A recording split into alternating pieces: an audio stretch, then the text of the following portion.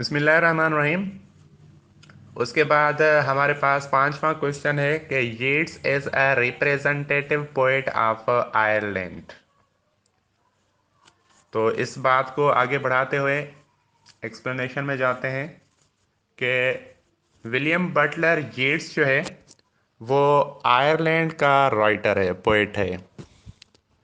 और आयरलैंड में एक कबीला रहता था, प्रोटेस्टेंट और Anglo Irish. Protestant and Anglo Irish एक मिनॉरिटी में एक कबीला होता था। प्रोटेस्टेंट्स एंड एंग्लो आयरिश एक आयरलैंड में एक मिनॉरिटी में एक कबीला होता था, जिससे इसका ताल्लुक है विलियम बटलर यीट्स का। तो जो और लोग थे, इस मिनॉरिटी में रहने वाले जो और लोग थे, एंग्लो आयरिश, वो खुद को मतलब कि द इंग्लिश मैन कहलवाते थे। वो खुद को द इंग्लिश मैन कहलवाते थे। जो भी ये लोग थे ना मिनॉरिटी में, एंग्लो आयरिश, वो सब खुद को इंग्लिश मैन कहलवाते थे। पर ये जो यीट्स है, इसने कभी भी अपने आप को इंग्लिश मैन नहीं कहलवाया। ये हमेशा खुद को हमेशा एंग्लो आयरन मतलब कि आयरलैंड में रहने वाला या आयरलैंड से वास्ता रखने वाला ही हमेशा कहलवाता था। तो इसने बचपन से ही पोइट्री करना स्टार्ट कर दी थी। और डिफरेंट पहले तो जो इसकी मतलब कि पहली जो एज है, उसमें इसने ट्रेवल किया था अपने मतलब कि आयरलैंड से बाहर भी, मुख्तलिफ शहरों में, मुख्तलिफ ममालिक में। और उन पर उनके ट्रेडिशन, कस्टम्स या उनका जो सिस्टम था, एग्री गवर्नमेंटल सिस्टम या पॉलिटिकल या सोशल सिस्टम, उस पर ये लिखता था बिगिनिंग में। पर एक बहुत टाइम तक इसने उसी टॉपिक्स पर काम किया था, मतलब कि दूसरे शहर और दूसरे मुल्कों पर इसने लिखा था बहुत टाइम तक। पर बहुत टाइम के बाद इसका एक दोस्त इसको मिला, जो तकरीबन 30 इयर्स तक जेल में रहा था। 25-30 इयर्स तक जेल में रहा था, जिसका नाम था ओ लैरी। ओ लैरी ओ लैरी इसका एक फ्रेंड था। वो भी एक बड़ा, एक अच्छा सा बंदा था, बड़ा एक बड़े तबके का एक राइटर था वो भी, जिसने इसको हमथाया कि आप दूसरे शहरों पर क्यों लिखते हो। आपका आयरलैंड जो खुद का है, उसी पर भी तो आप बहुत अच्छा लिख सकते हो। उसने इसको एडवाइस दी कि आप जो भी लिखो वो आयरलैंड पर लिखो। और उसकी एडवाइस को इसने मतलब कि समझ लिया, और इसने जो भी वर्क किया वो आयरलैंड पर किया। आयरलैंड का सोशल, पॉलिटिकल, रिलीजियस एंड हर चीज़ पर इसने नज़र डाली है।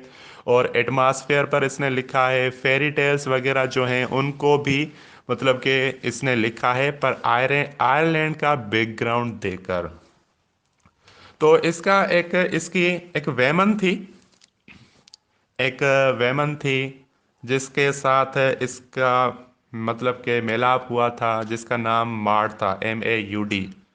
माड एक वेमन थी जिस जो इसको मिली थी, कंपनी की सूरत में इसको मिली थी। और फाइनली इसका और उसका एक दूसरे से लव हो गया, और इनकी शादी ही होने वाली थी। तो यीट्स को पता चला कि वो जो माड औरत है, वो दो बच्चों की माँ है। और वो दो बच्चे किसी शादी से नहीं पैदा हुए, पर इलीगल पैदा हुए हैं। तो इसीलिए उसने फिर उस मार्ड को, औरत को लीव कर दिया, छोड़ दिया। और उस लड़की ने फिर दूसरी शादी करके वो वहाँ से चली गई। तो ये भी एक बहुत बड़ी चोट लगी थी इसको। और फिर इसने एक दूसरी शादी की, यीट्स ने, जो बहुत साल के मतलब कि कुछ साल के बाद की। और वो उसकी जो औरत थी वो भी कुछ टाइम जिंदा रही, और उसके बाद वो भी मर गई।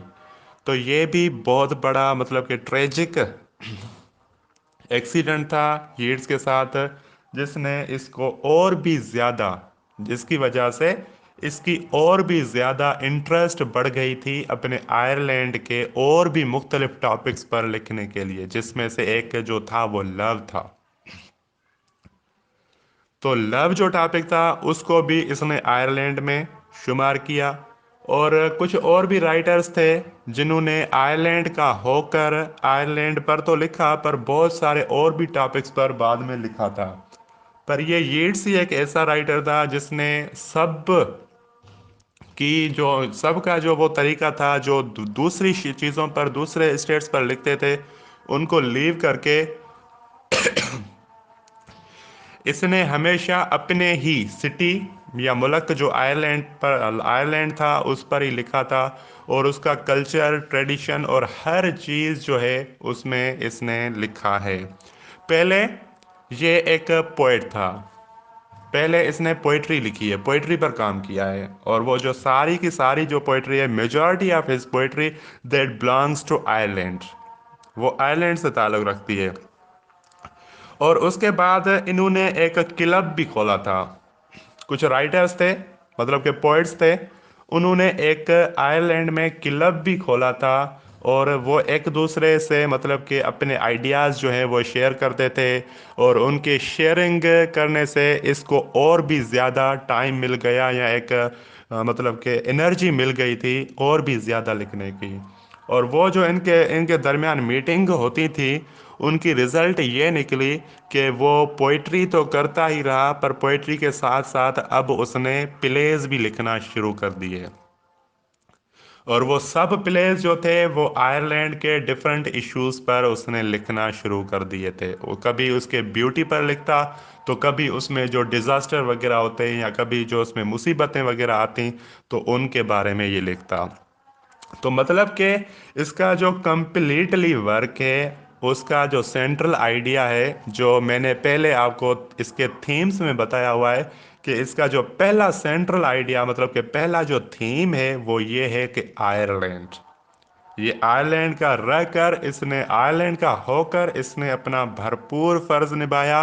और एक पेट्रोइट की सूरत में, या एक पेट्रोइट बनकर, इसने आयरलैंड के लिए बहुत बड़ा काम किया, मतलब कि रिटन वर्क किया। और ये आयरलैंड का सबसे बड़ा राइटर है जिसने अपने आयरलैंड स्टेट को, या शहर को, या कंट्री को रिप्रेजेंट किया दुनिया की नज़र में।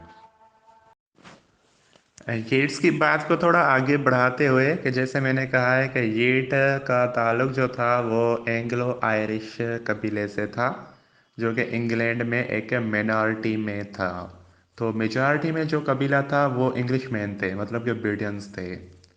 तो ये जो एंग्लो आयरिश लोग थे, मतलब कि जो येट्स था, तो इनको इंग्लिश लोगों से और इंग्लिश लिटरेचर से और इंग्लिश जो ट्रेडिशन वगैरह थे उनसे बहुत हद तक नफरत थी। ये इंग्लिश लिटरेचर से बहुत नफरत करते थे ये लोग। और इसीलिए इन्होंने, मतलब कि येट्स ने बहुत सारे ऐसे लोग बनाए, बहुत सारे ऐसे मतलब के लोग, स्टूडेंट्स बनाए जो आयरिश लिटरेचर पर काम कर रहे थे। और इस इन्होंने ऐसे इंस्टीट्यूशंस भी बनाए, इदारे भी बनाए, जहाँ पर आयरिश लिटरेचर को, आयरिश पोइट्री, आयरिश प्रोज वगैरह को इंट्रोड्यूस करवाया गया। मतलब कि एक नया सिस्टम इन्होंने जोड़ कर रख दिया उधर। और इन्होंने बिल्कुल मुखालफत की इंग्लिश लोगों की और इंग्लिश लिटरेचर की। और इस नफ़रत को हम मैयर भी नहीं कर सकते थे कि इनकी नफ़रत इंग्लिश लोगों से क्या थी। और इन्होंने, मतलब कि आयरिश लोगों ने, येट्स वालों ने एक थिएटर भी बनाया था, जहाँ पर प्लेज वगैरह जो थे वो परफॉर्म किए जाते थे, और वो बिल्कुल आयरिश लिटरेचर पर बेस्ड थे। तो इन्होंने बिल्कुल बायकॉट किया हुआ था इंग्लिश लोगों से। पर जैसे टाइम गुजरा, तो वो जो नफ़रत थी यीट के दिल में इंग्लिश लोगों के लिए, वो ख़त्म हो गई।